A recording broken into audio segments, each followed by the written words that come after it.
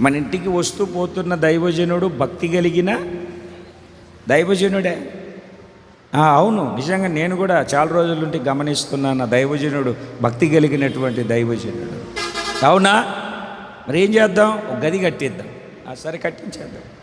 ఆయనకు ఒక మంచం, ఆయనకు ఒక పీట, ఆయనకు ఒక బల్ల, ఆయనకు ఒక దీపస్తంభం ప్రత్యేకంగా పెడదాం.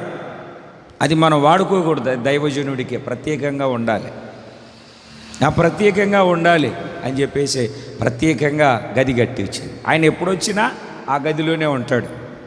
వీళ్ళింట్లోకి రాడు. వీళ్ళే ఏదన్నా అవసరమైతే ఆయన దగ్గరికి వెళ్ళి వందనాలు చెప్పి వస్తారు. ఒకసారి ఆ గదిలో దైవజనుడు ఉండగా ఈ తల్లి వెళ్ళింది. అమ్మా, ఇంత చేసావే, నా ద్వారా ఏం కోరుకుంటున్నావు నువ్వు? ఆ పక్కన సేవకుడి అసిస్టెంట్ ఉన్నాడు, పనోడు. ఆడు చెప్తున్నా,